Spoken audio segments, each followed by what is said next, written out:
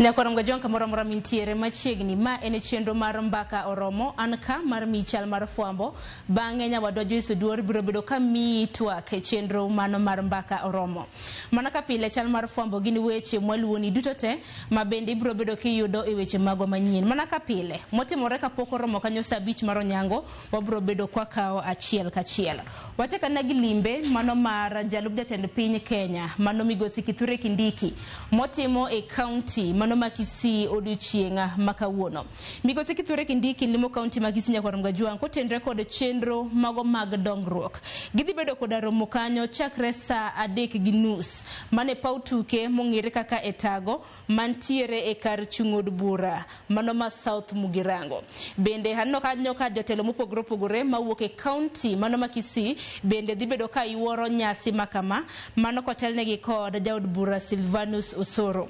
Mamoko mabende biro bedo katelo ne nyasi makama Nyakoramga Juang bende tendre kod josiasa mopogore opogore moriwo nyaka Faruk Kibet. Koro nyasi makama no biro bedo katimore parni wantiere gi jafombo marwa Crispin Otieno ma bende biro bedo kaluonwa nyasi makama. Mano nyasi mano mar chwalo dongruoge mopogore opogore e county mano Makisi. Nyasi makama mana kaka senyisi otimore e pautuke mong'ere kaka etago mantiere e kar chung'od bura ma South Mugirango.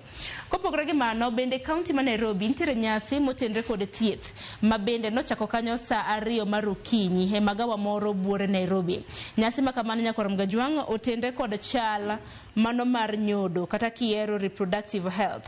Nyasi makama obag kod riwruok mong'ere kaka Reproductive Health Network Kenya. Kendo jodito mopogore opogore mago mag thieth e piny owacho bende oyuoro nyasi makamano. Nyasi mano chakor saa 2 mar okinyi igeno ni biro bedo karumo saa 4 mano mar okinyi. Moko kuom jodito mago mag thieth ma bende ochopo nyasi makamano oriwo Patrick Amoth ma bende en Director General mane migawo mar thieth moriwo jodito mopogore opogore mawuok e migawo mar thieth kanyakla kod mago eko mawuok e riwruok mano mar Reproductive Health Network Kenya. Jafwambo marwa Judith Omondi nitiere e nyasi makamano ang'eno biro bedo kuom nyiso maling'ling kotenre kod nyasi makamano. Machielo baba dwa luoni Jokenera ticho ganda mago mawuok e pachoka bende duche makawuono bende gibago romo giwacho ni gidhi bedo koda romo e nyima apise mkaramana apise mago mag migawo mochung'ne weche mag limbe mago mag pinje maoko.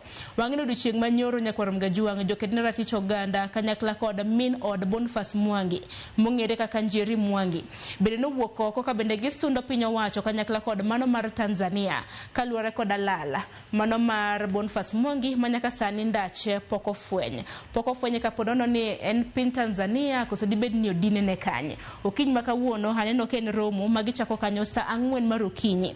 Giwacho ni en romo kendo ng'anyo mamul. Giwacho ni silent solidarity. Giwacho ni gidhi bedo kanyo e nyima pise mago mag migawo mochung'ne weche limbe mago mag pinje maoko. Wach makamano bende waluoni machiegni.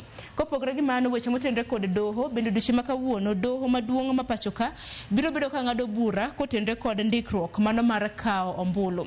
Nitiere paro ma bende nowuok ni oganda ma pachoka modak e pinje maoko kata mana mago miluongo gi dho ngere kaka diaspora ne ok nego bed ni kao ombulu e pachoka ka gitiyo koda opande maggi. Koro duche makawuono doho maduong' ma pachoka ma bende nitiere Milimani biro bedo ka ng'ado kaponono ni mano e lai ma bende biro bedo ka iluwo kata ooyo motelo ne yiero mano mar higa mar 2027. Weche matimre kor gwenge mopogore opogore county ma Homa Bay bende duche makawuono jatend migawo mochung'ne wuodhe e pachoka mano Davis Chirchir bende biro bedo ka limo paw ndeke mano Makabunde motelo ne nyasi mano mar Madaraka ma bende igani ibiro bedo ka ihingo e county ma Homa Bay mano chieng' tarik 1 dwe mar 6 mano mar higani. Yaro paw ndeke Makabunde osebedo ka dhi nyime mano motelo ne Madaraka Day. Koro duche makawuono Davis Chirchir men jatend migawo mochung'ne wuodhe pachoka biro bedo ka ng'iyo chal mano mar paw ndeke mano Makabunde ka bende wang'eni welo mathoth biro bedo ka mol e county ma Homa Bay e nyasi mano mar Madaraka ma higani. Abro nati gi county ma Kisumo kama bende jofwambo magwa bende nitiere. E county ma Kisumo duche makawuono kaponono ni intiere e gwenge mag Nyahera gi aluora mare ibro bed ka ipuonji kotenre kod ratiro mano mar lo. Nitiere duol moro mok mar piny owacho mong'ere kaka Landesa ka girore kod migawo mochung' ne weche mag lo e pacho kae. Gibro bedo ka gipuonjo oganda mano moriwo mine, rowere kanyakla kod joma chuo kotende kod ratiro mano mar lo, nikech kinde mosekalo osefwenyore ni oganda osebedo ka uso lo kokoluwo ratiro makare. Koro kiny ma kawuono en puonj makende ma bende ibro bed ka ichwalono.